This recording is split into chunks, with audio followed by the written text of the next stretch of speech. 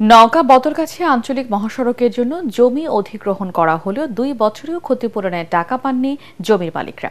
এই জটিলতায় থমকে আছে সড়ক নির্মাণ কাজ। সড়ক বিভাগ বলছে ক্ষতিপূরণের 62 কোটি টাকা জেলা প্রশাসনের কাছে অনেক আগেই হস্তান্তর করা হয়েছে। অন্যদিকে জেলা প্রশাসক জানান যাচাই বাছাইয়ের কাজ চলছে, দ্রুতই চেক হস্তান্তর করা হবে। নওগাঁ প্রতিনিধি রায়হান আলমের রিপোর্ট জানাচ্ছেন মুশফিকুর রহমান।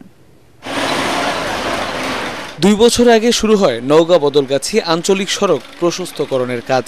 13 কিলোমিটার এই সড়কের জমি অধিগ্রহণ শেষে বেশিরভাগ অংশের কাজ শেষ হয়েছে।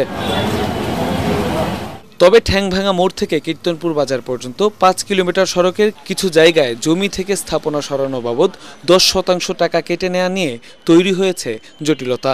তবে কিছু কিছু জায়গার কাজ শেষ না হওয়ায় চরম দুর্ভোগ পোহাতে হচ্ছে চলাচলকারীদের। এদিকে 2 বছর পার হলেও জমি অধিগ্রহণের টাকা এখনো বুঝে পাননি বলে জানান ক্ষতিগ্রস্তরা। এই রাস্তা অ্যাকোয়ার হওয়ার পর আমরা তো জমি সরকার যেহেতু জমি নিবে আমরা জমি দিয়েও দেয়। গভর্নমেন্ট আমাদের বিল্ডিং নিয়ে নিছে, এটা নিয়ে নিব, ওনারা টেন্ডার দিবে, কিভাবে দিবে ওনাদের বিষয় সেটা। কিন্তু এই জটিলতার কারণে আমরা 1 বছর থেকে ডিসি অফিসে করতেছি। আমাদের কাগজপত্র সমস্ত জমা নিচ্ছে, নেওয়ার পর এই জমিগুলো আমাদের টাকাও দিচ্ছে না এবং আমাদের দীর্ঘদিন যাবত ঘুরাচ্ছে ডিসি অফিস থেকে। ক্ষতিপূরণের 62 কোটি টাকা জেলা প্রশাসকের কাছে 5 মাস আগেই হস্তান্তর করা হয়েছে বলে জানান সড়ক বিভাগের এই কর্মকর্তা। মহোদয়ের অ্যাকাউন্টে আমরা এই টাকা আমাদের নির্বাহী প্রকৌশল মহোদয় এটা স্থানান্তর করেছেন নিয়ম মাফিক। এই যারা যে ক্ষতিগ্রস্ত যারা অংশীদারিত্ব রয়েছে, যাদের ভূমি অধিগ্রহণের আওতায় করেছেন, তারা এই টাকা চেকের মাধ্যমে ডিসি মহোদয়ের কাছ থেকে এটা ছাড় পাবেন।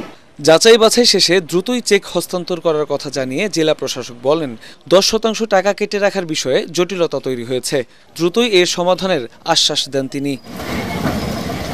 ওই মন্ত্রণালয় আমাদেরকে স্পষ্ট না করে দিয়েছে এই কারণে যে এটি আমাদের যে অধিগ্রহণের নীতিমালা তার সাথে সাংঘর্ষিক হবে। তারা বলেছে তারা আন্তঃমন্ত্রণালয় সভা করে সিদ্ধান্ত নিয়ে আমাদেরকে জানাবে। দ্রুত ক্ষতিগ্রস্তদের টাকা বুঝিয়ে দিয়ে সড়ক প্রশস্তকরণের কাজ শেষ করার দাবি এলাকাবাসীর। মুশফিকুর রহমান, ATN বাংলা।